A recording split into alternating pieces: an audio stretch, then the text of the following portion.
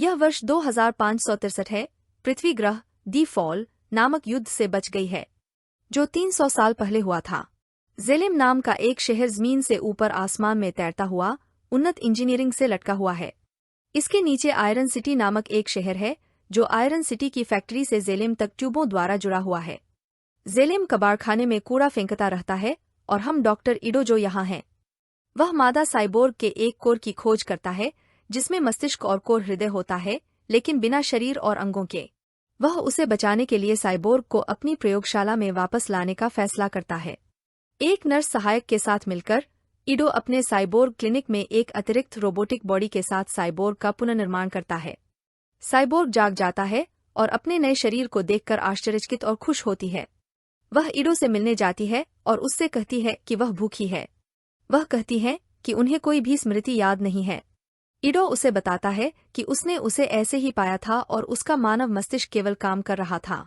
इडो ने देखा कि जब उसे पहली बार नारंगी फल पसंद आया तो उसका संवेदी स्वाद भी काम कर रहा था। बाहर वह नई दुनिया देखने के लिए उत्साहित है और उसे जेलेम के बारे में पता चलता है। इडो उसे बताता है कि आयरन सिटी में हर कोई जेलेम के लिए काम करता है और कोई भी ऊपर नहीं जाता है, क्योंकि यह एक नियम है।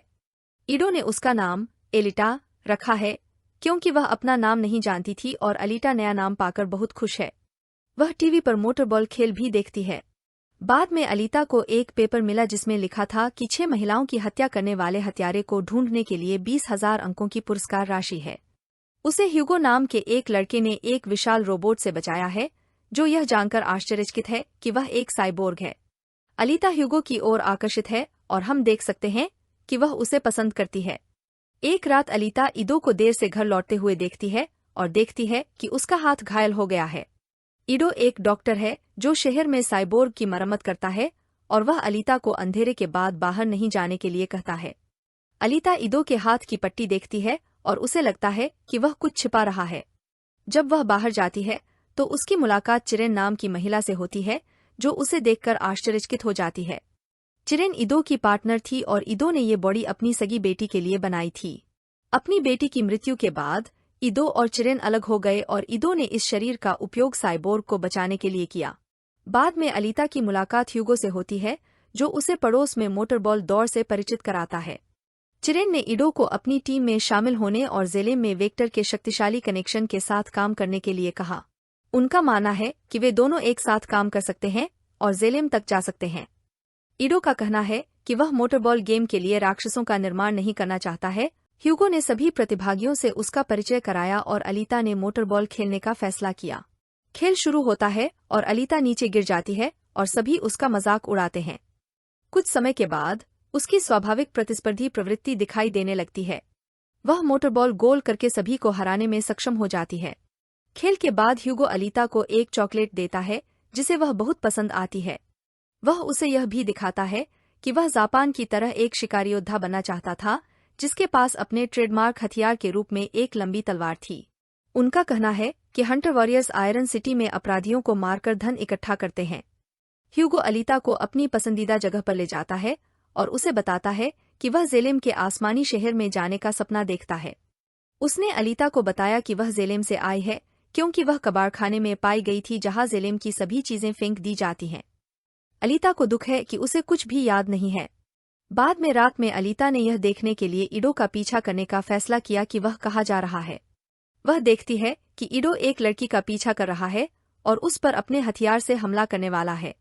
वह इडो को रोकता है, लेकिन उसे एहसास होता है कि वह एक हंटर योद्धा है और लड़की एक हथियारी साइबोर्ग है। उन पर 2 अन्य साइबरबर्गों द्वारा हमला किया जाता है और इडो उनसे लड़ने का फैसला करता है। जब वे लड़ रहे थे तो इडो घायल हो गया और अलीता उसे बचाने के लिए कूद पड़ी और एक साइबोर्ग को मार डाला। दूसरी साइबोर्ग लड़की अलीता पर हमला करती है और हम देखते हैं कि अलीता स्वाभाविक रूप से प्राचीन मार्शल आर्ट में कुशल है। वह साइबोर्ग से लड़ती है और उसे बहुत आसानी से मार भी देती है। ग्रेविश्का नामक तीसरा साइबरबोर्ग उस पर हमला करता है और उससे लड़ते समय अलीता को स्मृति फ्लैशबैक आते हैं। वह देखती है कि वह 99 फीट कोर वाली एक योद्धा हुआ करती थी और चंद्रमा पर युद्ध लड़ रही है। वह इडो के हथियार का उपयोग करती है और ग्रेविश्का की भुजाओं को गंभीर रूप से नुकसान पहुंचाती है। ग्रेविश्का अंडरग्राउंड हो जाता है और वापस आकर अलीता का शिकार करने का वादा करता है। इनाम लेने के लिए वापस जाते समय वह ईडो को अपनी याददाश्त के बारे में बताती है। ईडो अलीता को बताता है कि उसे आयरन सिटी में अपराधियों को रोकने के लिए भुगतान मिलता है और वह एक इमारत में प्रवेश करता है। इमारत के अंदर वह साइबोर्ग जमा करता है और उनके पुरस्कार एकत्र करता है। ईडो अलीता को बताता है कि वह क्लिनिक चलाने के लिए पैसे पाने और अन्य साइबरबॉर्गों की मदद करने के लिए ऐसा करता है। अलीता ईडो से पूछती है कि वह वास्तव में किसका शरीर उपयोग कर रही है और ईडो उसे बताने का फैसला करता है। उनका कहना है कि रोबोटिक बॉडी शुरू में ईडो की दिवंगत बेटी असली अलीता के लिए बनाई गई थी क्योंकि वह व्हीलचेयर पर थी। रियल एलिटा को कभी भी इसका उपयोग करने का मौका नहीं मिला क्योंकि उसे एक साइबर लुटेरे ने मार डाला था जो ड्रग्स की तलाश में ईडो के क्लिनिक में घुस गया था। इस वजह से चिरेन ने ईडो को छोड़ दिया और बदला लेने के लिए उसने जाकर साइबर लुटेरे को मार डाला। बाद में उन्हें एहसास हुआ कि उन्हें इस दुनिया को ऐसे अपराधियों से साफ करना होगा और उन्होंने खुद को एक शिकारी योद्धा के रूप में रजिस्टर कराया।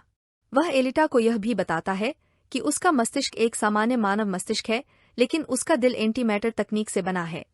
यह तकनीक बहुत पुरानी है और कहता है कि एलिटा कम से कम 300 साल पुरानी होनी चाहिए। आगे हम वेक्टर को देखते हैं जो आयरन सिटी मोटरबॉल प्रतियोगिता का प्रबंधन करने वाला बॉस है। उसके पास जेलेम वैज्ञानिक नोवा से अधिकार है जो जेलेम में लोगों को भेजने के लिए रहता है। हम देखते हैं कि घायल ग्रेविश्का मदद के लिए चिरेन के पास आता है और हमें पता चलता है कि वह उनके लिए काम करता है। ग्रेविश्का की मरम्मत करते समय नोवा ग्रेविश्का के माध्यम से एक संदेश भेजता है। उसका कहना है कि एलिटा ने प्राचीन युद्ध तकनीक पेंजर कुंस्ट का उपयोग करके इस साइबोर्ग को घायल कर दिया है और वह एलिटा को मरवाना चाहता है। नोवा वेक्टर के शरीर पर कब्जा कर लेता है और चिरेन से वादा करता है कि अगर वह मिशन में सफल हो जाती है तो वह जालिम वापस जा सकती है। अलीता और ह्यूगो मोटरबॉल खेल देखने जाते हैं जो काफी तेज और खतरनाक है। ह्यूगो ने उसे बताया कि हर कुछ वर्षों में मोटरबॉल विजेता चैंपियन को पुरस्कार के रूप में जेलेम भेजा जाता है। वेक्टर और चिरेन एक मोटरबॉल खिलाड़ी को देखते हैं जिसके पास चेन के आकार के कटर हैं और वे इसे लेने का फैसला करते हैं। बाद में उसी खिलाड़ी पर एक गिरोह द्वारा हमला किया जाता है। उसका अपहरण कर लिया जाता है और वेक्टर के पास ले जाया जाता है। उन्होंने उसकी चेन हथियार काट दी और पैसे के लिए वेक्टर को दे दी। हम देखते हैं कि ह्यूगो और उसके दोस्त साइबोर्ग पर हमला करते हैं। ग्रेविश्का को ठीक करने और अपग्रेड करने के लिए उनके शरीर के अंगों को चुरा लेते हैं। अगले दिन ह्यूगो और उसके दोस्त अलीता को शहर के बाहर एक वन क्षेत्र में ले आए। यहाँ उन्हें फॉल युग का एक पुराना परित्यक्त अंतरिक्ष यान मिला जिसमें उर्म तकनीक है। अलीता ने पानी के नीचे के दरवाजे से अंतरिक्ष यान में जाने का फैसला किया। वह मुख्य कमांड डेक पर पहुंचती है और वहां उसे एक योद्धा साइबोर्ग का शव मिलता है। वह शव को वापस ईडो के पास लाती है और उससे उसे शरीर में स्थापित करने के लिए कहती है। ईडो ने उसे मना कर दिया और कहा कि उसके पास योद्धा बने बिना जीवन में दूसरा मौका है। अलीता का कहना है कि वह इससे जुड़ाव महसूस करती है और इस शरीर का इस्तेमाल ग्रेविश्का के खिलाफ करेगी। ईडो का कहना है कि यह शव एक बरसरकर का है जो हत्या करने में विशेषज्ञ प्रशिक्षित साइबरबोर्ग हैं और कहते हैं कि वह ऐसा कभी नहीं होने देंगे। अलीता निराश होकर वहां से चली जाती है। वह जाती है और खुद को एक हंटर योद्धा के रूप में रजिस्टर करती है और अन्य हंटर योद्धाओं से मिलने के लिए कैंसस बार जाती है। अलीता उनसे ग्रेविश्का को मारने में मदद करने के लिए कहती है। उन्होंने मदद करने से इनकार कर दिया क्योंकि ग्रेविश्का वांटेड सूची में नहीं है और उसे मारने के लिए पैसे नहीं हैं। जापान अलीता को शर्मिंदा करने की कोशिश करता है, लेकिन अलीता आसानी से उसे लड़ाई में हरा देती है और उसे अपमानित करती है। अलीता अन्य सभी हंटर योद्धाओं को चुनौती देती है कि या तो वे उसके साथ जुड़े या लड़े। बार में एक बड़ी लड़ाई शुरू हो जाती है और लड़ाई को रोकने के लिए ईडो समय पर आता है। अचानक हम ग्रेविश्का को बार में आते हुए देखते हैं और उसके हथियारों को चेन कटर से अपग्रेड किया जाता है। ग्रेविश्का ने एलिटा को दोबारा मैच के लिए चुनौती दी और जमीन में एक छेद कर दिया। वह अलीता को वहां लड़ने के लिए बुलाता है और वे अंडरग्राउंड लड़ना शुरू कर देते हैं। अपने मार्शल आर्ट कौशल के बावजूद अलीता का शरीर ग्रेविश्का की ब्लेड वाली उंगलियों से कट गया है। उसे अपने जीवन के बारे में एक और दृष्टिकोण मिलता है जिसमें उसे नोवा को मारने की याद दिलाई जाती है। ईडो और एक अन्य शिकारी योद्धा आते हैं और अलीता की मदद करते हैं और ग्रेविश्का वहां से भाग जाता है। ईडो अलीता को वापस अपने पास ले जाता है और उसे बरसरकर के शरीर में रखता है। शरीर स्वचालित रूप से उसके साथ कॉन्फ़िगर होता है और उसके लुक को एडजस्ट करता है। अलीता जागती है और उसे अपना नया शरीर पसंद आता है और फिर वह ह्यूगो से मिलने जाती है। ह्यूगो उसे बिल्कुल ठीक देखकर आश्चर्यचकित हो जाता है और अलीता और ह्यूगो एक दूसरे को चूमते हैं। ग्रेविश का वेक्टर से मिलने आता है, जो उससे अलीता को मारने और उसका दिल लाने के लिए कहता है। वेक्टर ह्यूगो से मिलता है और उससे कहता है कि वह उसे 10 लाख क्रेडिट के लिए जेलेम भेज सकता है। बाद में ह्यूगो अलीता से मिलता है और उसे मोटरबॉल दौड़ में प्रवेश करने और इसे जीतने के लिए कहता है। अगर अलीता चैंपियन बन जाती है तो उसे मिलने वाले पैसे से वे दोनों एक साथ जेलेम जा सकते हैं। ईडो अलीता को दौड़ के लिए तैयार करता है और उसे सावधान रहने के लिए कहता है। अगर उसका शरीर क्षतिग्रस्त हो जाता है तो वह उसकी मरम्मत नहीं कर सकता। वेक्टर एलिटा को मारने के लिए हंटर वॉरियर्स और अन्य साइबरबॉर्ग को प्रतियोगी के रूप में नियुक्त करता है। जापान ने ह्यूगो और उसके दोस्त तांजी को उस समय पकड़ लिया जब वे साइबोर्ग के हिस्से चुरा रहे थे। जापान ने तांजी को मार डाला और ह्यूगो को उस साइबरबर्ग की हत्या के लिए दोषी ठहराया जिसके वे हिस्से ले रहे थे। ह्यूगो घायल हो जाता है और अब उसके सिर पर इनाम है, इसलिए वह वहां से भाग जाता है। ईडो को एहसास होता है कि सभी प्रतियोगी हत्यारे हैं और अलीता को उनके बारे में चेतावनी देता है। दौड़ शुरू होती है और अलीता एक एक करके सभी प्रतियोगियों को हटाना शुरू कर देते हैं। अचानक उसे ह्यूगो का फोन आता है, जो उसे जापान के बारे में बताता है और उसे परित्यक्त चर्च में उससे मिलने के लिए कहता है। चर्च के रास्ते में अलीता अन्य प्रतियोगियों को हटा देती है और जापान को रोकने के लिए समय पर पहुंच जाती है। जापान उसे ह्यूगो के काम के बारे में सच्चाई बताता है और उसे बुरी तरह घायल कर देता है। अलीता ह्यूगो को चर्च के अंदर ले जाती है, जहां हम देखते हैं कि चिरेन पहले से ही मौजूद है। चिरेन उनके प्यार से प्रभावित हो जाती है और ह्यूगो की जान बचाने का फैसला करती है। वह उसका सिर काट देती है और उसके मस्तिष्क को जीवित रखने के लिए अलीता के दिल का उपयोग करती है। जापान को उनकी योजना के बारे में पता चल जाता है, लेकिन अलीता उसकी ब्लेड तलवार पकड़ लेती है और उसका चेहरा काट देती है। ईडो ने ह्यूगो के सिर को एक साइबोर्ग बॉडी पर प्रत्यारोपित किया और उसकी जान बचाई। वह अलीता को वेक्टर के झूठ के बारे में बताता है कि आयरन सिटी के नागरिक कभी भी जेलेम में प्रवेश नहीं कर पाएंगे। उनका कहना है कि वह जेलेम के नागरिक थे और उनके माथे पर एक निशान था और वे केवल जेलेम में प्रवेश कर सकते हैं। अलीता वेक्टर का सामना करने जाती है, जहां वह बताता है कि चिरेन की हत्या कर दी गई है। उसके अंगों और शरीर के हिस्सों को जेलेम भेज दिया जाएगा। उनका कहना है कि आयरन सिटी के नागरिकों के लिए जेलेम जाने का यही एकमात्र रास्ता है। ग्रेविश का वेक्टर के कार्यालय में आता है और अलीता पर हमला करता है। अलीता अपने ब्लेड का उपयोग करती है और उसे आसानी से मार देती है। नोवा वेक्टर पर अधिकार कर लेता है और अलीता से कहता है कि वह उसके सभी परिजनों का शिकार करेगा। अलीता क्रोधित हो जाती है और वेक्टर को मार देती है। नोवा से ह्यूगो से बदला लेने का वादा करती है। ईडो अलीता को फोन करता है और बताता है कि ह्यूगो क्लिनिक से भाग गया है। ह्यूगो अपने नए शरीर के साथ जेलेम की ओर फैक्ट्री ट्यूब पर चढ़ने का प्रयास कर रहा है। अलीता ह्यूगो के पास जाती है और उससे अपने साथ लौटने का अनुरोध करती है और उससे कहती है कि वे खुशी से नीचे रह सकते हैं। ह्यूगो सहमत हो जाता है, लेकिन नोवा ट्यूब के नीचे एक विशाल स्पाइक भेजता है जो ह्यूगो के शरीर को काट देता है। अलीता ह्यूगो की शेष बाह को पकड़ने और ट्यूब को पकड़ने के लिए अपनी तलवार का उपयोग करने में सफल होती है। ह्यूगो की कोहनी के जोड़ उसका समर्थन नहीं कर सकते और टूटकर अलग हो जाते हैं। वह अलीता को अलविदा कहता है। अलीता दुखी हो गई है, लेकिन ह्यूगो की यादों पर जीने के लिए दृढ़ संकल्पित है। कुछ समय बाद एलिटा को मोटरबॉल टूर्नामेंट की स्टार एथलीट के रूप में दिखाया गया, जहां वह चैंपियन बनने वाली है। जब वह अपनी तलवार जेलेम की ओर बढ़ाती है तो भीड़ उसकी जय जयकार करती है, जबकि नोवा उसे ऊपर से देखता है।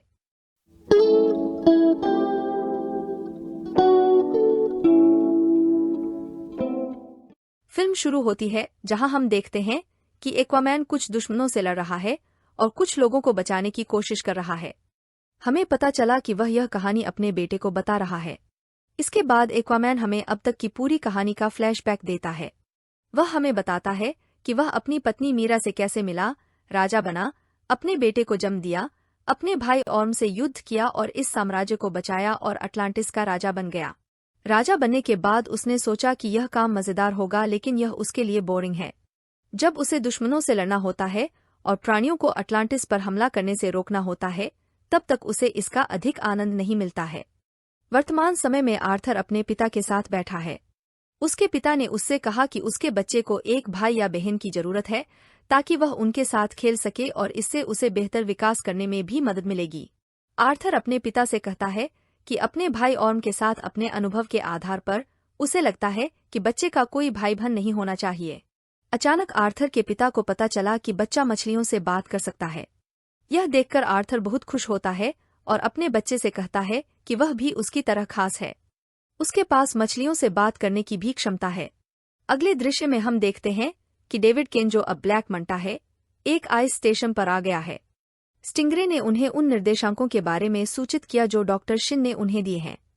वह कहती है कि निर्देशांक के आधार पर वे बर्फ के नीचे किसी भी अटलांटिस अवशेष को खोजने में असमर्थ हैं। वह कहता है कि उसे एक्वामैन को मारना है और अपने पिता की मौत का बदला लेना है। अभी उसका पावर सूट ठीक नहीं हुआ है, इसलिए वह एक्वामैन को मारने में असहाय महसूस करता है और उसे अपना शोध जारी रखने के लिए डॉ शिन की आवश्यकता है। आगे हम देखते हैं कि डॉक्टर शिन अटलांटिस को खोजने की कोशिश कर रहे हैं और उन्हें लगता है कि वह इसे खोजने के बहुत करीब हैं। उसका मानना है कि अगर वह इसे समय पर नहीं ढूंढ पाया तो ब्लैक मंटा उसे मार डालेगा। स्थान पर पहुंचने के बाद उनके सहयोगी ने उन्हें अपने डिवाइस पर रिकॉर्ड की गई कुछ गतिविधि के बारे में सूचित किया। डॉक्टर शिन को पता चलता है कि यह कोई सामान्य गतिविधि नहीं है और वह अपने सहयोगी को वहां से भागने के लिए कहते हैं। अचानक हम देखते हैं कि उनके नीचे की बर्फ टूटने लगती है और वे एक गहरे गड्ढे में गिर जाते हैं। गड्ढे के अंदर डॉक्टर शिन को एक बर्फ की गुफा दिखती है और उसमें से एक अजीब सी आवाज आती है। उसे पता चलता है कि एक प्राणी है जो उनके लिए आ रहा है और वह अपने सहयोगी को भागने के लिए कहता है। उसका सहकर्मी दौड़ने में असमर्थ है क्योंकि उसका पैर टूट गया है। जीव आता है और सहकर्मी को पकड़ लेता है और उसे अपने साथ ले जाता है। डॉक्टर शिन डर जाता है और मदद के लिए पुकारता है। आगे हम देखते हैं कि ब्लैक मंटा और उसके आदमी डॉक्टर शिन को बचाने आए हैं। वह उन्हें उस प्राणी के बारे में बताता है जिसे उसने देखा था। वे गुफा का पता लगाने का फैसला करते हैं। गुफा की खोज करते समय उन्होंने देखा कि यह अंदर से बहुत सुंदर है और इसके अंदर बर्फ में कई जीव फंसे हुए हैं। ब्लैक मंटा यह सब देखकर आश्चर्यचकित हो जाता है। डॉक्टर शिन ने उसे बताया कि ग्लोबल वार्मिंग के कारण बर्फ पिघल गई और वे इस जगह की खोज कर पाए। उन्हें एक छोटी सी झील मिलती है और वे उसमें गोता लगाकर उसका पता लगाने का निर्णय लेते हैं। झील की खोज करते समय उन्हें बर्फ में जमे हुए जीव और उसमें कई संरचनाएं मिलीं। अचानक पहले का प्राणी दल पर हमला करता है और उनमें से अधिकांश को मार डालता है। जब ब्लैक मंटा जीव से लड़ने की कोशिश करता है तो वह भी घायल हो जाता है और उसे फेंक दिया जाता है। इसके बाद ब्लैक मंटा को एक टूटा हुआ त्रिशूल जमीन पर गिरा हुआ मिलता है। जब वह त्रिशूल से जुड़ता है तो उसे एक प्राचीन प्राणी की कुछ छवियां दिखाई देती हैं। वह ब्लैक मंटा को उसे मुक्त करने के लिए कहता है। यदि वह उसे मुक्त करने में सक्षम है तो वह उसे अपार शक्ति देगा। वह अपने पिता का बदला ले सकता है, एक्वामैन को मार सकता है और उसके साम्राज्य को गिरते हुए देख सकता है। हम देखते हैं कि ब्लैक मंटा में कुछ शक्ति आ गई है और वह त्रिशूल को अपने साथ ले जाने का फैसला करता है। 5 महीने बीत गए और हमें पता चला कि पृथ्वी पर ग्लोबल वार्मिंग बढ़ गई है। आर्थर अपने बेटे के साथ सो रहा है, तभी अचानक मीरा आती है और उसे सूचित करती है कि परिषद ने उसे बुलाया है। परिषद के सदस्यों ने आर्थर को बताया कि समुद्र प्रदूषित हो रहा है और उनमें ऑक्सीजन का स्तर कम हो रहा है। यह सब सतह पर रहने वाले लोगों के कारण है। आर्थर उनसे कहते हैं कि उन्हें खुद को सतही लोगों के सामने प्रकट करना चाहिए और उन्हें अपनी संयुक्त तकनीक का उपयोग करके उनके साथ मिलकर काम करना चाहिए। वे जमीन के साथ साथ समुद्र को भी बचा सकते हैं। परिषद के सदस्यों ने उनके अनुरोध को अस्वीकार कर दिया और उनसे कहा कि समुद्री लोग और सतही लोग कभी दोस्त नहीं हो सकते। अगले हिस्से में ब्लैक मंटा और उसके आदमी पनडुब्बी में हैं और वे कुछ खोज रहे हैं। अचानक स्टिंगरे को कुछ पता चलता है और वह ब्लैक मंटा को इसके बारे में सूचित करता है। डॉ शिन हमें बताते हैं कि यह पनडुब्बी बर्फ की गुफा में पाई गई थी और उन्होंने इसकी मरम्मत की और उन्होंने इसे अपनी जरूरतों के अनुसार मॉडिफाई किया। हमें पता चला है कि इसे ऊर्जा देने वाला ईंधन ओरिचल्कम है और वे इसे और अधिक खोजने के लिए यहाँ हैं। वे ओरिचल्कम जमाव का संकेत पकड़ते हैं और इन्हें समुद्र की गहराई में स्टोरेज वाल्टों में संग्रहित किया जाता है। ट्राइडेंट से प्राप्त शक्ति के कारण ब्लैक मंटा अब पता लगा सकता है कि स्टोरेज वॉल्ट कहाँ है। ब्लैक मंटा और उसके चालक दल के 2 सदस्य ऑक्टोपस के आकार की एक आकृति पर सवार होते हैं और ओरिचल्कम का अधिक हिस्सा लेने के लिए समुद्र में गोता लगाते हैं। डॉ शिन ने उन्हें सूचित किया कि वे जल्दी से ईंधन लें और वहां से चले जाएं क्योंकि वे अकेले पूरी सेना से नहीं लड़ सकते। वे स्टोरेज वॉल्ट में जाते हैं और ध्यान से उसे खोलते हैं। एक बार स्टोरेज वॉल्ट में जाने के बाद उन्होंने कहा कि ओरिचल्कम को सावधानी से लें क्योंकि यह अत्यधिक अस्थिर है और इसे अपने जहाज पर लोड करें। वे स्टोरेज वॉल्ट से ओरिचल्कम चुराना शुरू कर देते हैं। अचानक एक अलार्म बजता है और ब्लैक मंटा सभी से कहता है कि उन्हें तुरंत वहां से चले जाना चाहिए। कई अटलांटियन सैनिक उन्हें रोकने के लिए आए हैं और उन्होंने पनडुब्बी को चेतावनी जारी की है। स्टिंगरे डॉक्टर शिन को सोनिक हथियार तैयार करने और उनकी पनडुब्बी पर ढाल को सक्रिय करने के लिए कहता है। जब अटलांटिस सैनिक हमला करते हैं तो पनडुब्बी ढाल द्वारा सुरक्षित रहती है। बदले में वे ध्वनि तरंगों से सोनिक तरंगें चलाते हैं और अधिकांश सैनिकों को मार डालते हैं। अटलांटा और मीरा भी ब्लैक मंटा को रोकने आए हैं। अटलांटा ऑक्टोपस जहाजों में से एक का पीछा करता है और उसे नष्ट करने में सफल होती है। मीरा ब्लैक मंटा के जहाज के पीछे जाती है और उसे रोकने में सफल होती है। जब वह ब्लैक मंटा को पकड़ने वाली होती है तो वह लेजर किरणों का उपयोग करता है और उसे बुरी तरह घायल कर देता है। डॉक्टर सिन ने ब्लैक मंटा को सूचित किया कि उनके पास आवश्यक सभी ईंधन है और उन्हें वहां से चले जाना चाहिए। ब्लैक मंटा ने उसकी बात मानने से इनकार कर दिया और उससे कहा कि उसे मीरा को मारने की जरूरत है। मीरा पर हमला करने वाला होता है तो एक्वामैन वहां आता है और उसे रोकता है। वह ब्लैक मंटा से कहता है कि वह उसे अपनी पत्नी को मारने नहीं देगा। यह सुनकर ब्लैक मंटा आश्चर्यचकित हो जाता है और एक्वामैन को बताता है कि उसने अपने भाई का सिंहासन चुराने के बाद उसकी पत्नी को भी चुरा लिया। वहां से भागने के लिए ब्लैक मंटा अपनी लेजर किरणों का उपयोग करता है और एक ट्रेन ट्रैक को नष्ट कर देता है। इस वजह से ट्रेन नागरिकों की ओर गिरने लगती है। एक्वामैन ट्रेन की ओर जाता है और उसे रोकने में सफल होता है।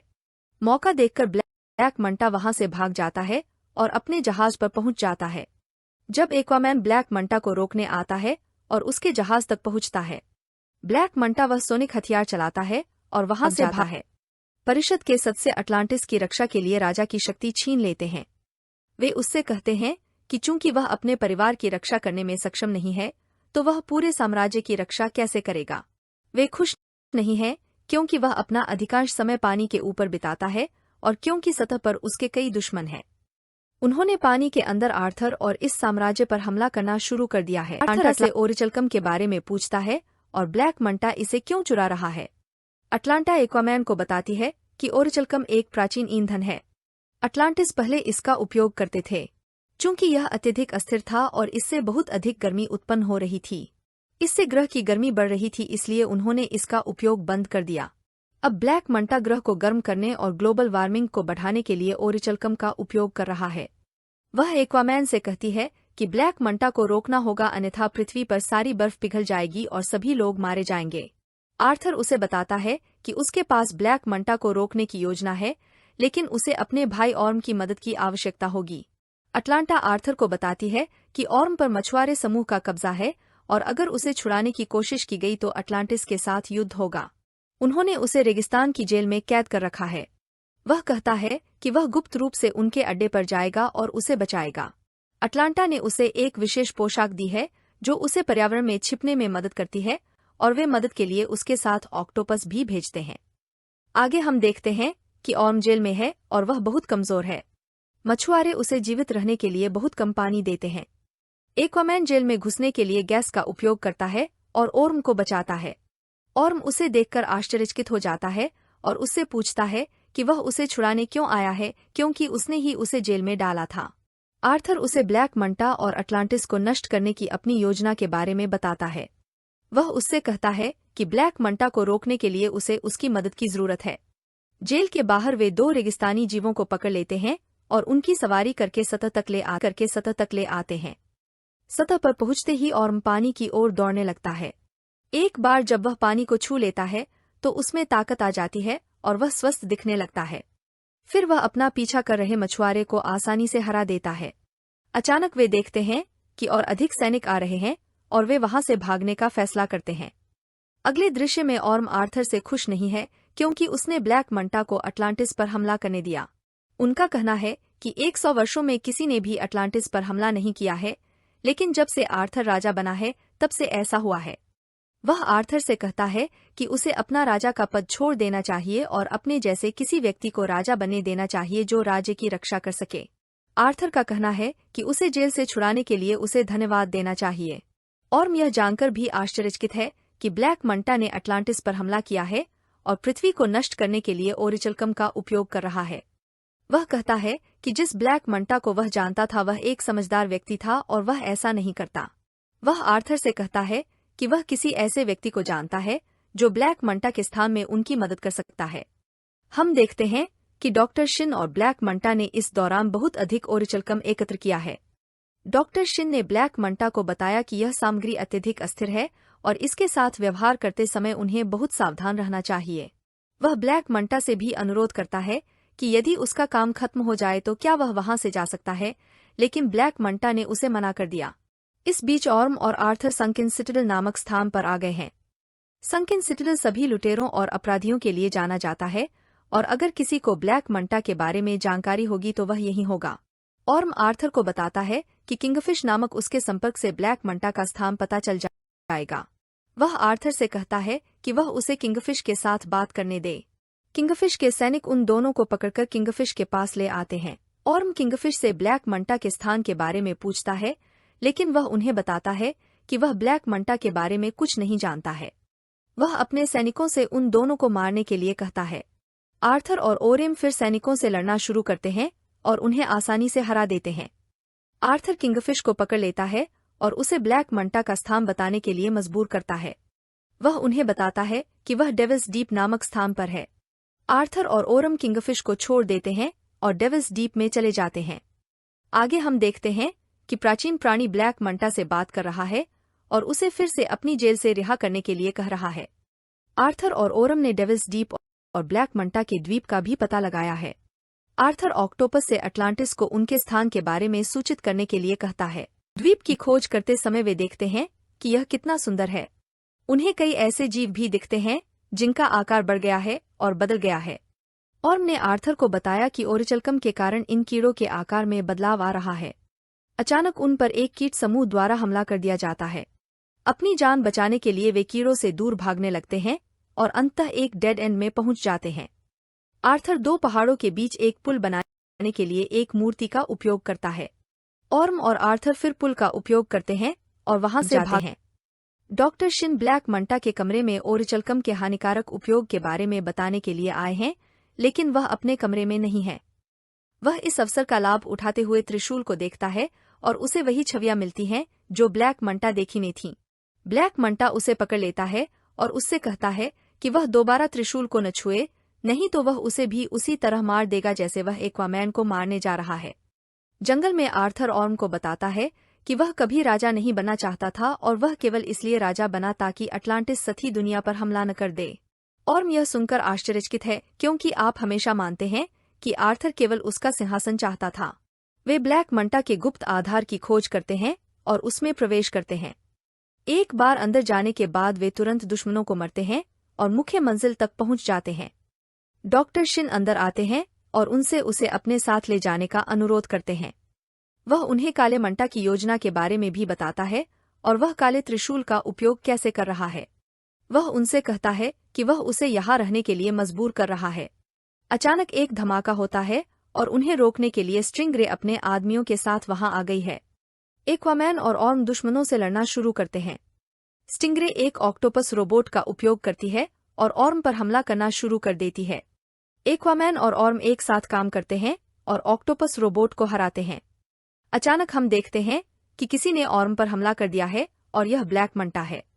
ब्लैक मंटा और एक्वामैन एक दूसरे से लड़ने लगते हैं। ऑर्म इस मौके का फायदा उठाकर त्रिशूल को हथियाने की कोशिश करता है, लेकिन उसे भी पहले जैसी ही छवियां दिखाई देती हैं और वह ब्लैक मंटा से घायल हो जाता है। जब ब्लैक मंटा ऑर्म को मारने वाला होता है तो हम देखते हैं कि अटलांटिस की सेना उसे रोकने के लिए वहां आई है। ब्लैक मंटा घायल होने के बाद वहां से भागने का फैसला करता है और वहां से एक जहाज पर भाग जाता है।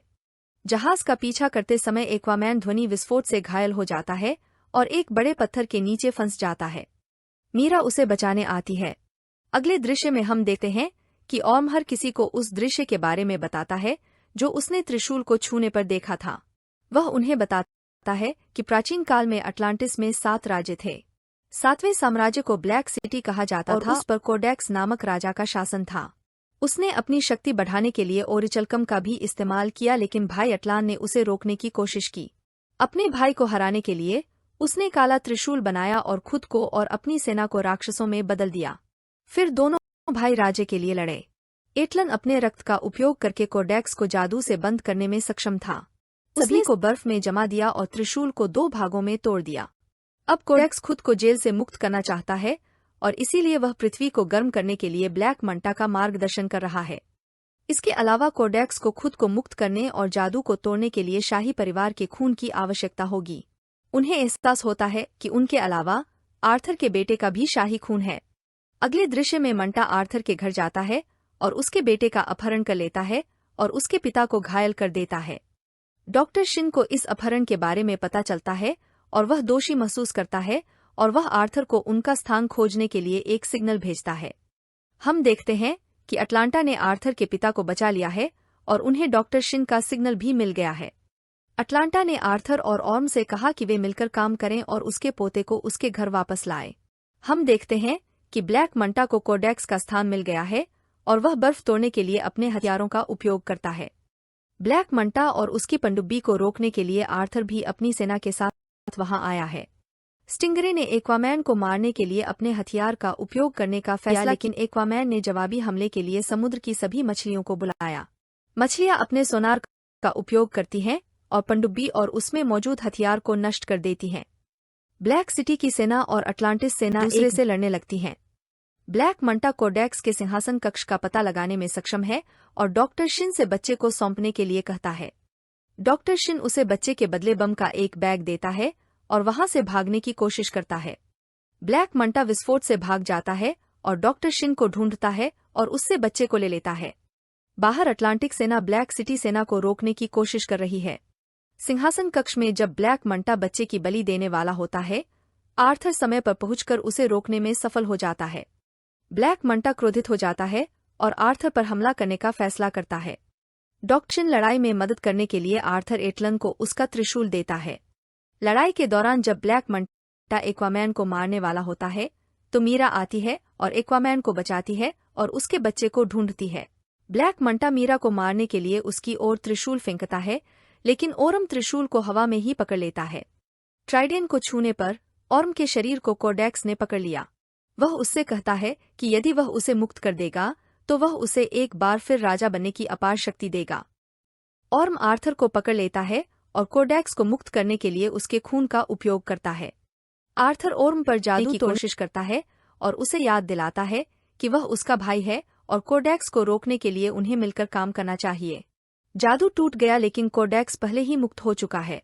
कोडेक्स को रोकने के लिए आर्थर ने उसकी ओर काला त्रिशूल फेंका, लेकिन उसके पहुंचने से पहले ही उसने उसे पकड़ लिया। आर्थर फिर एटलन के त्रिशूल को कोडेक्स की ओर फेंकता है और अंततः उसे मारने में सक्षम होता है। यह शहर बर्फ के नीचे ढहने लगता है। ब्लैक मंटा एक छेद में गिर जाता है और एक्वामैन उसकी मदद करने की पेशकश करता है, लेकिन वह मदद नहीं लेने का विकल्प चुनता है। सभी लोग वहां से भागने में सफल हो जाते हैं। आर्थर ओरम को धन्यवाद देता है और उसे बताता है कि उसने पिछले अपराधों के लिए अपना कर्ज चुका दिया है। वह कहता है कि वह राज्य में सभी को बताएगा कि ओरम की मृत्यु यहीं हुई है, ताकि ओरम कहीं और शांतिपूर्ण जीवन जी सके। अगले दृश्य में हम देखते हैं कि आर्थर और अटलांटिस ने सभी लोगों के साथ मिलकर काम करने का फैसला किया है। वे एक संयुक्त बैठक आयोजित करते हैं जहां वे दुनिया को अटलांटिस के बारे में बताते हैं और बेहतर भविष्य को आकार देने के लिए कैसे मिलकर काम करेंगे।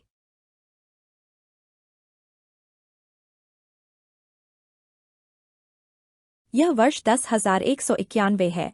हम एक ग्रह को देखते हैं जिसका नाम अराकिस है, जहां फ्रीमेन नामक लोग रहते हैं जो कुशल योद्धा हैं। हम चानी को देखते हैं जो एक फ्रीमेन है, जो हमें बताती है कि उसके ग्रह पर हार्कोनेंस का शासन है जिन्होंने उन पर आक्रमण किया है। वे ग्रह के स्पाइस चुराने के लिए यहां आए थे, जिसे वे मशीनों का उपयोग करके हार्वेस्ट करते हैं और बहुत अमीर बन गए हैं। सभी ग्रहों पर शादम नामक एक सम्राट का शासन है जिसने स्पाइस लाने के लिए हार्कोनेंस को अराकिस भेजा था। एक दिन सम्राट ने हार्कोनेंस को ग्रह छोड़ने का आदेश दिया, जिससे चानी और उसके लोग हैरान हो गए। इसके बाद हम पॉल को देखते हैं जो चानी के सपने देखता है और जाग जाता है।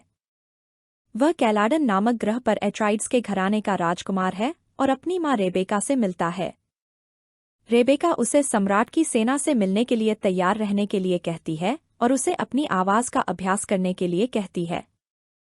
पॉल अपनी आवाज का उपयोग रेबेका को नियंत्रित करने और उसे पानी का गिलास देने का आदेश देने के लिए करता है। पॉल को रेबेका द्वारा बेने गेसेरिट में प्रशिक्षित किया जा रहा है, जो एक विशेष महिला क्लब है जिसके सदस्यों में एडवांस्ड शारीरिक और मानसिक क्षमताएं हैं।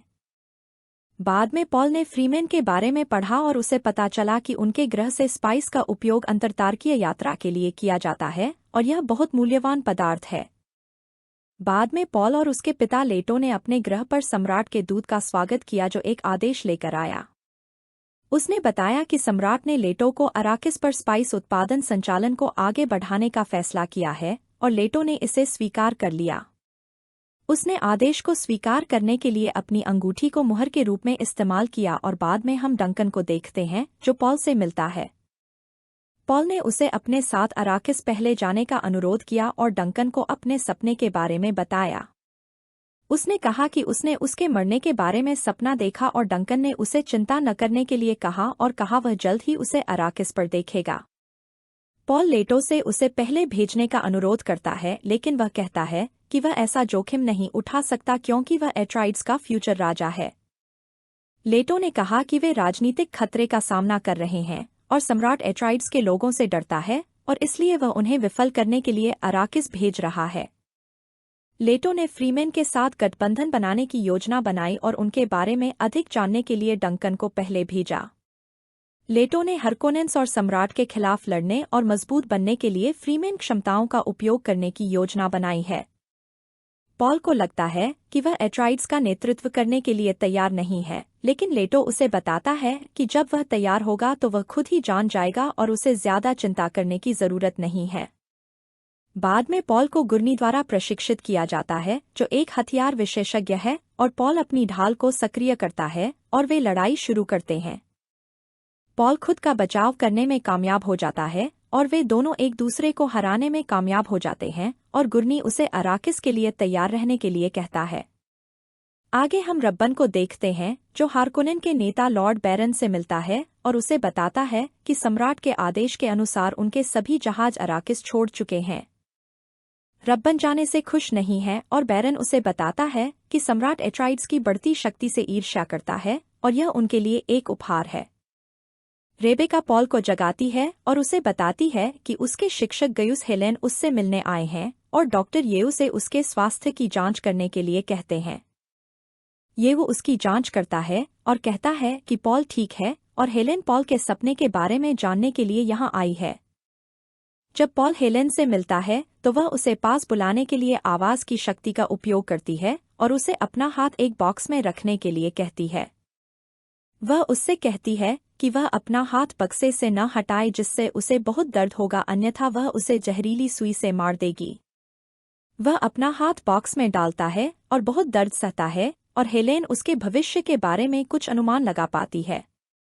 वह परीक्षा पास कर लेता है और अपना हाथ हटा लेता है और हेलेन कहती है कि वह काफी शक्तिशाली है क्योंकि वह जेसिका का बेटा है। वह उससे उसके सपने के बारे में पूछती है और उसके भविष्य के लिए शुभकामनाएं देती है और वहां से चली जाती है। वह जेसिका को बेटी के बजाय बेटे को जन्म देने और फिर उसे उनके गुप्त वॉइस कंट्रोल के बारे में सिखाने के लिए डांटती है।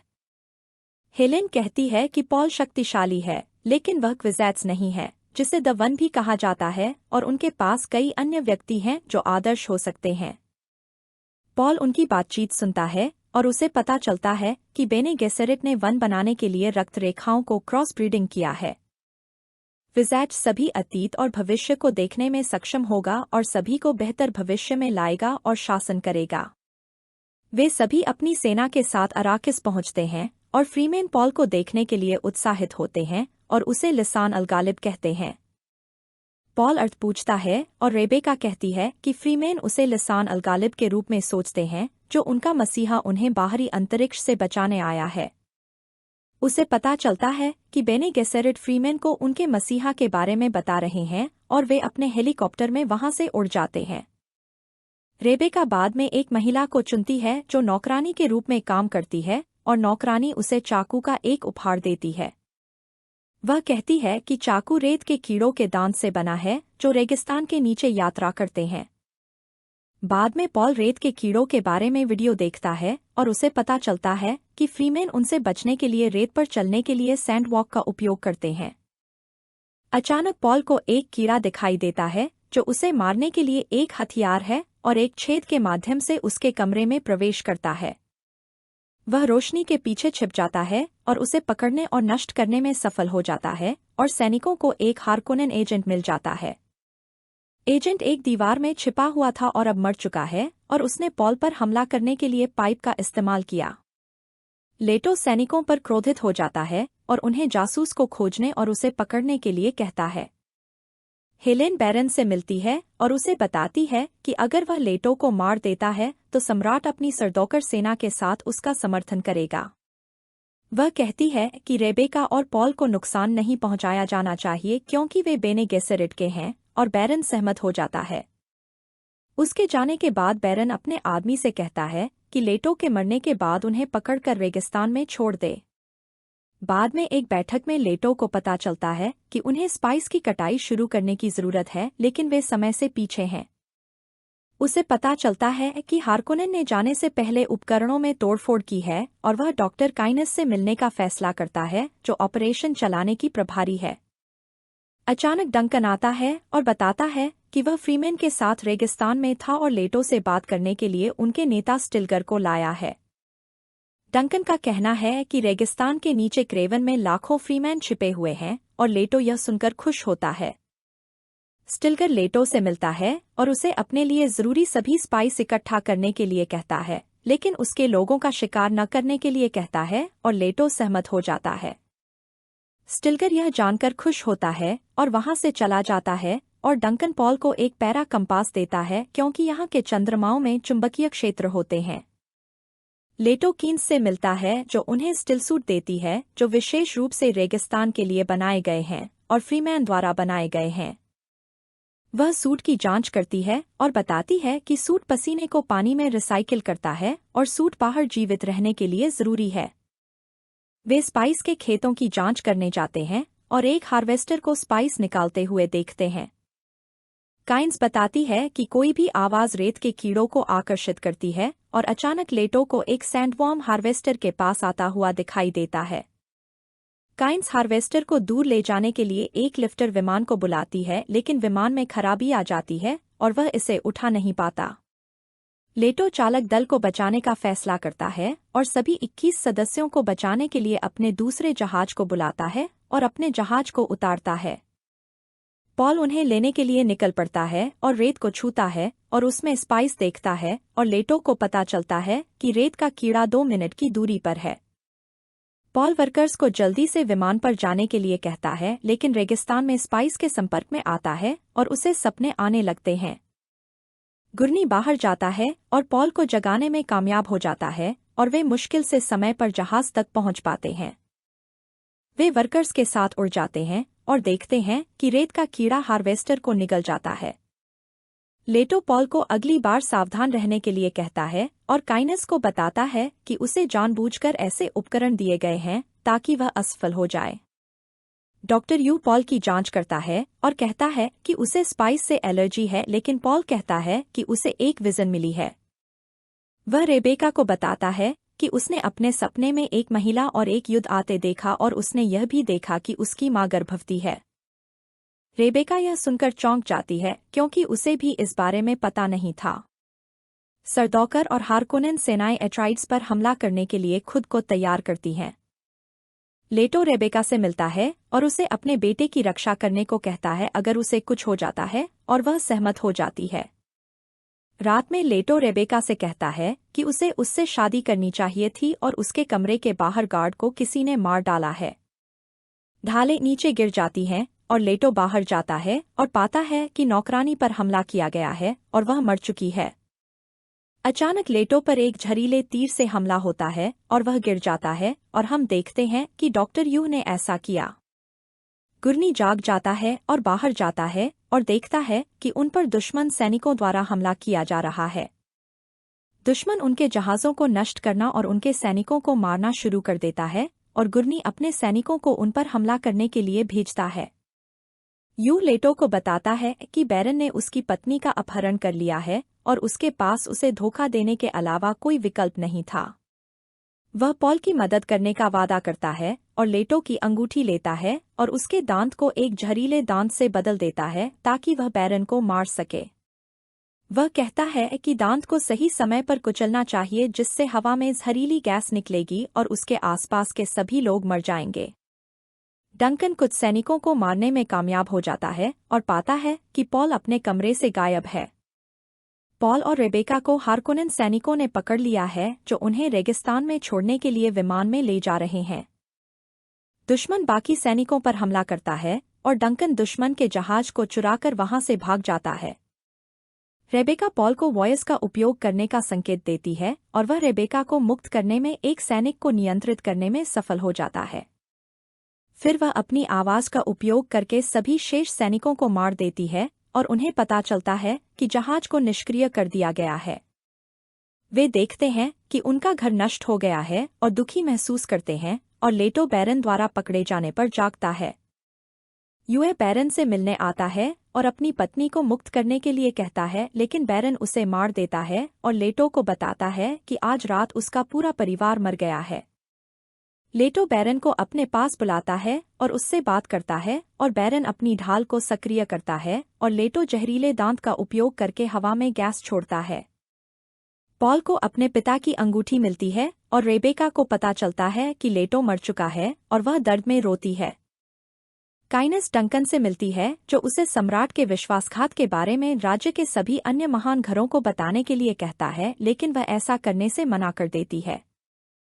हम देखते हैं कि कमरे में सभी की मृत्यु हो गई है लेकिन बैरन बच गया है लेकिन बुरी तरह घायल है। बाद में पॉल को रेत में स्पाइस के कारण भविष्य का एक और दृश्य दिखाई देता है जहां वह फिर से चानी को देखता है। वह देखता है कि एक युद्ध आ रहा है और वह भी फ्रीमैन के रूप में इसमें लड़ रहा है और युद्ध का नेतृत्व कर रहा है और डर जाता है। रेबेका उसे शांत करने की कोशिश करती है लेकिन वह उस पर चिल्लाता है कि उसने उसे एक राक्षस बना दिया है और रोता है और उसे गले लगाता है। अगली सुबह वे अपने छिपने के स्थान से बाहर आते हैं और देखते हैं कि डंकन उन्हें बचाने के लिए आया है और उसके साथ जाते हैं। वे सैनिकों से छिपने के लिए एक पुराने स्टेशन पर जाते हैं और पॉल काइनस से सम्राट और उसकी योजना के बारे में सभी महान घरों को बताने के लिए कहता है।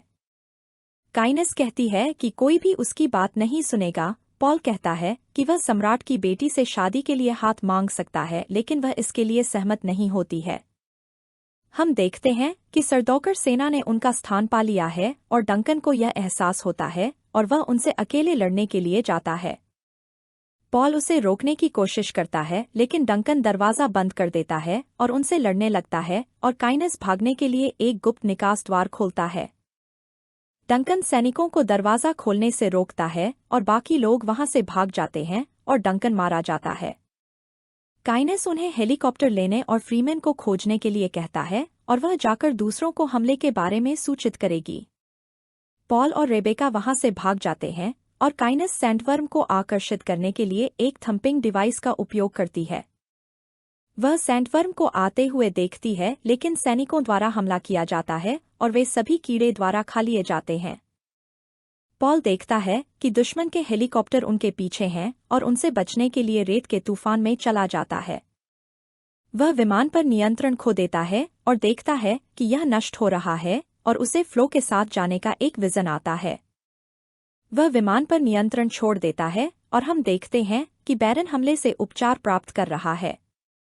उसका भतीजा रब्बन उसे बताता है कि पॉल और रेबेका तूफान में प्रवेश करने के बाद से मर चुके हैं। बैरन उसे स्पाइस बेचना शुरू करने और इसका उत्पादन फिर से शुरू करने के लिए कहता है क्योंकि युद्ध ने उसे पैसे खर्च करने पर मजबूर कर दिया है। हेलीकॉप्टर अपने आप तूफान से बाहर आ जाता है लेकिन उसके ब्लेड खो जाते हैं और पॉल उसे सुरक्षित रूप से रेगिस्तान में उतार देता है। वे हेलीकॉप्टर से बाहर निकलते हैं और अपने सूट पहनते हैं और फ्रीमैन की खोज शुरू करते हैं और उनका स्थान ढूंढते हैं। वे सैंडवॉक का उपयोग करके उनके स्थान पर जाने का निर्णय लेते हैं ताकि रेत के कीड़ों से बच सकें लेकिन एक कीड़े द्वारा हमला किया जाता है। वे इससे बच निकलने में सफल होते हैं और देखते हैं कि उन्हें फ्रीमैन ने बचा लिया है जिन्होंने उन्हें घेर लिया है। फ्रीमैन उन्हें मारना चाहते हैं और उनके शरीर से पानी निकालना चाहते हैं लेकिन पॉल उनमें से स्टिलगर को पहचान लेता है। स्टिलगर कहता है कि वे पॉल को अपने साथ ले जा सकते हैं, लेकिन रेबेका को नहीं क्योंकि वह कमजोर है और उस पर हमला करता है। रेबेका खुद का बचाव करने में सफल हो जाती है और स्टिल्गर देखता है कि वह मजबूत है और उन्हें अपने गांव ले जाने के लिए सहमत हो जाता है। पॉल अपने सपनों की लड़की चानी से मिलता है और वह बताती है कि दूसरे फ्रीमैन उसे अपना मसीहा समझते हैं। जेमिस नाम का एक फ्रीमैन इसका विरोध करता है और पॉल को रेबेका के भाग्य का फैसला करने की चुनौती देता है। चानी लड़ाई के लिए पॉल को अपनी तलवार देती है और कहती है कि उसे विश्वास नहीं है कि वह लिसान अल गालिब है। वे लड़ाई शुरू करते हैं और पॉल जेमिस से खुद का बचाव करता है और उसे पता चलता है कि जीतने के लिए उसे मारना होगा। पॉल को एक और विजन मिलती है और वह जेमिस को मार देता है और लड़ाई जीत जाता है और सभी फ्रीमैन उसे स्वीकार करते हैं अपने रूप में।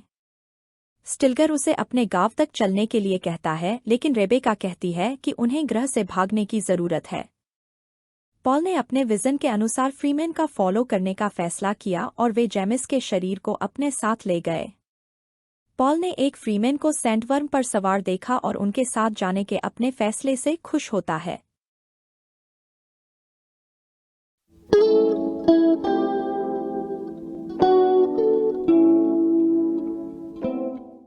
हम पीटर नामक एक थेरेपिस्ट को देखते हैं जो उसके घर में है और उसकी पत्नी कैरोल जो जागती है और रोने लगती है। पीटर उसे शांत करता है और कहता है कि यह केवल एक सपना है और एक खिड़की बंद कर देता है जो शोर कर रही है। वह अपने ऑफिस जाता है और अपने मरीज फेलिक्स से मिलता है जो एक संगीतकार है और जैज संगीत बजाता है। फेलिक्स कहता है कि वह एक जगह पर संगीत बजाता है, लेकिन पीटर कहता है कि वह जगह सालों से बंद है। फेलिक्स का मानना है कि यह वर्ष 1987 है और पीटर अपनी पुस्तक में उसके बारे में कुछ नोट्स बनाता है। बाद में पीटर अपने गुरु डंकन से मिलता है जो एक थेरेपिस्ट भी है और अपने काम के बारे में बात करता है। डंकन पूछता है कि पीटर और कैरोल कैसे हैं और घर पर हालात कैसे हैं। पीटर कहता है कि वे ठीक हैं और हमें पता चलता है कि पीटर ने अपनी बेटी एवी को एक दुर्घटना में खो दिया है। डंकन पूछता है कि दुर्घटना के दिन क्या हुआ था और पीटर कैसे डिस्ट्रैक्टेड था। हम देखते हैं कि पीटर ने खिड़की में कुछ देखा और एवी साइकिल चला रही थी और एक कार से दुर्घटना हो गई और उसकी मृत्यु हो गई। डंकन उसे चिंता न करने के लिए कहता है और वह याद रखेगा कि चीजें अंततः उसके पास आ जाएंगी। बाद में पीटर विभिन्न रोगियों के साथ सेशंस करता है जिन्हें कुछ भ्रम है और एरिका नाम की एक महिला से भी मिलता है। एरिका कहती है कि उसकी एक बेटी है जिसे वह बेनी कहती है, जो उसकी बात नहीं सुनती और आत्महत्या करने के बारे में सोचती है। वह कहती है कि वह इसके बारे में बहुत सोचती है लेकिन इसके बारे में कुछ नहीं कर पाती। बाद में रात में पीटर एक छोटी लड़की से मिलता है जिसके पास एक गुड़िया है जो उसके ऑफिस के बाहर उसका इंतजार कर रही है। वह उसे अंदर बुलाता है और वह उसे अपना ट्रेन पास देती है जिस पर उसका नाम एलिजाबेथ वैलेंटाइन है। पीटर एलिजाबेथ से पूछता है कि वह यहाँ क्यों आई है और उसे अपनी समस्या लिखने के लिए कहता है। अचानक एक ट्रेन ऑफिस के पास से गुजरती है और एलिजाबेथ डर जाती है और पीटर खिड़की बंद करने जाता है।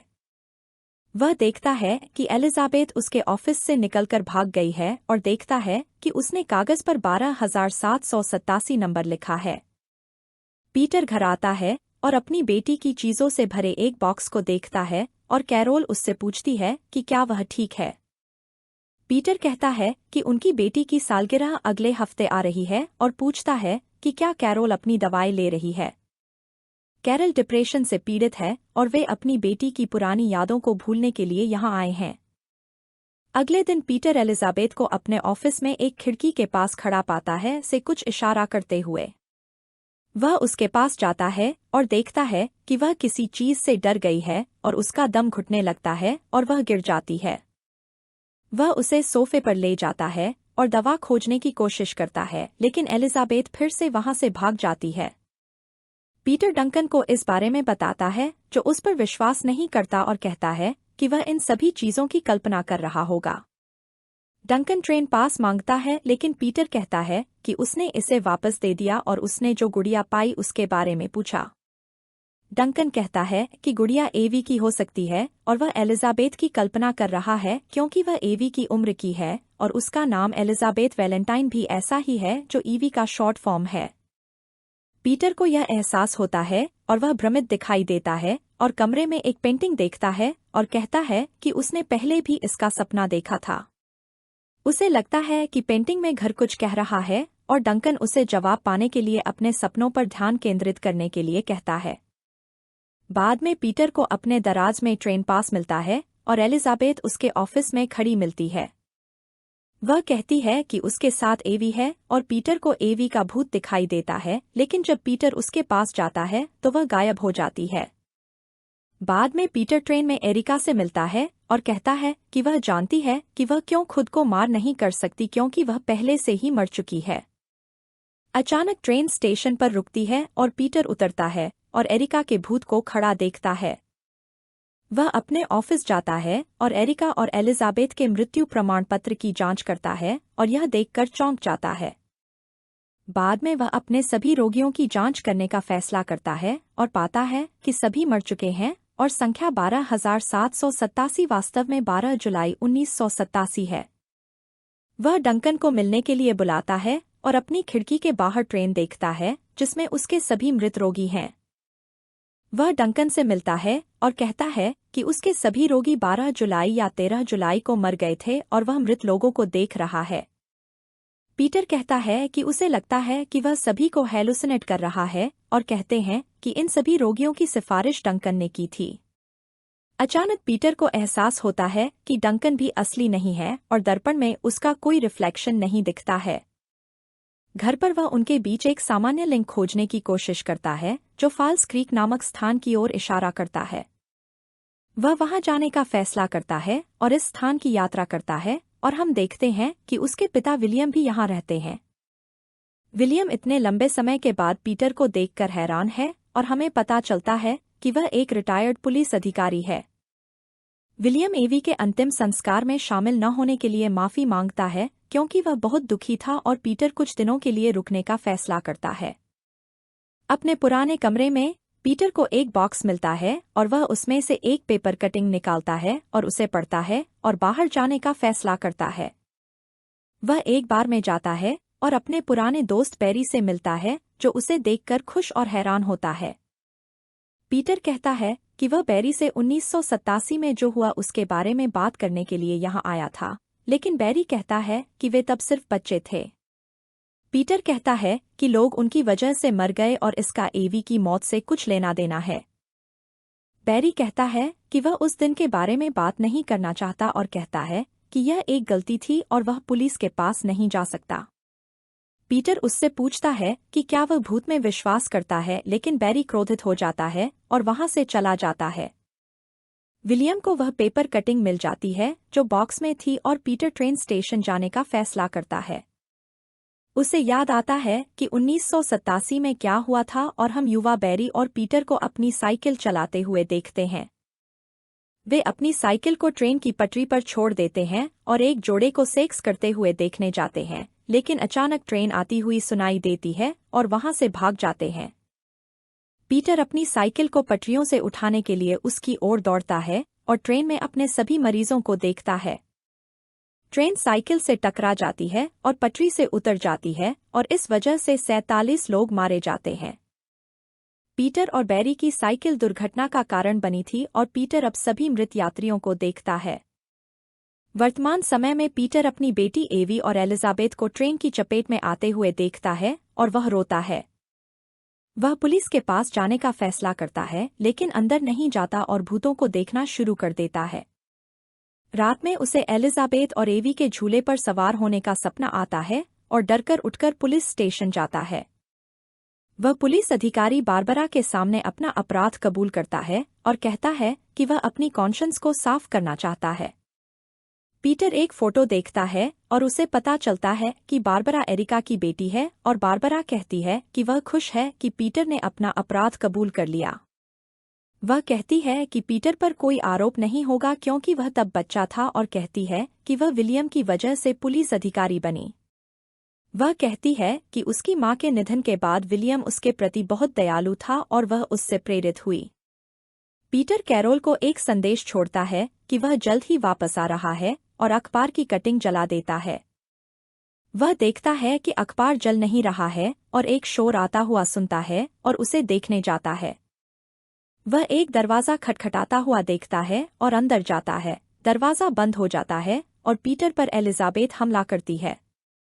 बारबरा पुराने मामले की जांच करने का फैसला करती है और कुछ पुरानी फाइलें पाती है। पीटर डंकन को देखता है जो कहता है कि अभी कुछ किया जाना बाकी है और यह सब एवी की मौत से भी संबंधित है। डंकन कहता है कि 2 साइकिलें पटरी से एक ट्रेन नहीं उतर सकती। उससे पूछता है कि एवी की दुर्घटना वाले दिन उसका ध्यान किस बात ने भटकाया था। हम देखते हैं कि पीटर खिड़की में खिलौना ट्रेन से विचलित होकर वह पास में कंट्रोल रूम देखता है और याद करने की कोशिश करता है। बारबरा कुछ तस्वीरें देखती है और उनमें विलियम और पीटर को देखती है और पीटर वापस ट्रेन स्टेशन जाता है। वह उस दिन के बारे में सोचता है और याद करता है कि उसने कंट्रोल रूम में किसी को देखा था जिसने ट्रेन ट्रैक लीवर खींचा था। वह कंट्रोल रूम के अंदर जाता है और पाता है कि बैरी ने खुद को मार डाला है और बारबरा को इस बारे में पता चलता है। वह पीटर से मिलती है जो उसे बताता है कि उसने बैरी का नाम नहीं बताया क्योंकि वह डर गया था और बारबरा उसे बाद में फोन करने के लिए कहती है। पुलिस अधिकारी को कंट्रोल रूम के अंदर एक पिन मिलती है जहां बैरी मारा गया था। घर पर पीटर पुराने अखबार को देखता है और महसूस करता है कि दुर्घटना से पहले एलिजाबेथ गायब थी और उसका शव ट्रेन के साथ मिला था। वह उस रात की कुछ बातें याद करने लगता है और बारबरा से मिलने का फैसला करता है। वह उससे मिलता है और बताता है कि उसने उस रात एलिजाबेथ को एक कार से भागते हुए देखा था और कहता है कि वह दुर्घटना में सभी मृत लोगों को देखता है। बारबरा उस पर विश्वास नहीं करती है, इसलिए वह उसे उसकी मां एरिका के बारे में भी बताता है और बारबरा डर जाती है और उसे जाने के लिए कहती है। पीटर एलिजाबेथ से उसकी मदद करने के लिए प्रार्थना करता है और उसका भूत आता है और उसे बताता है उसका पीछा करने के लिए। बारबरा कंट्रोल रूम से पिन देखती है और पाती है कि यह एलिजाबेथ के स्कूल का है और देखती है कि उसका केस फाइल बंद है। पीटर कंट्रोल रूम में आता है और बारबरा विलियम से मिलने जाती है जो एलिजाबेथ के केस का प्रभारी था। वह विलियम से पूछती है कि जब दुर्घटना के कारण सड़क ब्लॉक्ड थी तो उसने ट्रेन दुर्घटना के समय कैसे गाड़ी चलाई। वह कहती है कि यह तभी संभव है जब दुर्घटना से पहले विलियम ट्रेन स्टेशन पर पहले से मौजूद था। पीटर को वह सब याद आता है जब उसने कंट्रोल हाउस की खिड़कियों से देखा था कि उसके पिता एलिजाबेथ का गला घोंट रहे थे। जीवित रहने के अपने संघर्ष में उसने गलती से लीवर खींच दिया, जिससे ट्रैक पॉइंट बदल गए और ट्रेन दुर्घटनाग्रस्त हो गई। विलियम ने उसकी लाश को दुर्घटना स्थल पर रख दिया और बारबरा ने कहा कि उसे भी पता है कि क्या हुआ था। विलियम ने इन सब बातों से इनकार किया और फिर बारबरा को मारा और उसे बेहोश कर दिया और उसे कार की डिक्की में डाल दिया। वह उसका मोबाइल ले लेता है और देखता है कि पीटर उसे कॉल कर रहा है और फोन काट देता है। पीटर घर आता है और विलियम से कहता है कि उसे सब कुछ याद है कि उसने कैसे उसका बलात्कार किया और उसे मार डाला। पीटर बारबरा को कॉल करता है और देखता है कि विलियम के पास उसका फोन है और विलियम अपनी बंदूक निकालता है और उसे गैरेज के अंदर ले जाता है। पीटर पूछता है कि उसने कितनी लड़कियों को मारा है और उससे लड़ना शुरू कर देता है और बारबरा को कार से चीखते हुए सुनता है।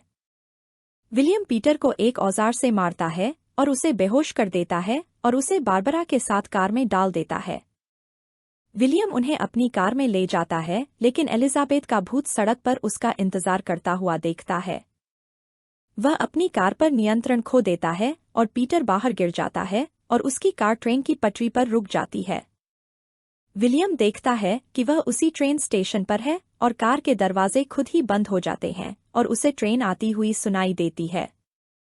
विलियम मदद के लिए पीटर को बुलाता है, जो जमीन पर बंदूक पाता है और दरवाजे के शीशे पर गोली चलाने की कोशिश करता है। वह कार की डिक्की पर गोली चलाता है और बारबरा भागने में सफल हो जाती है और पीछे के शीशे पर भी गोली चलाता है। विलियम भागने की कोशिश करता है, लेकिन एलिजाबेथ उसे वापस खींच लेती है और वह ट्रेन से टकराकर मारा जाता है।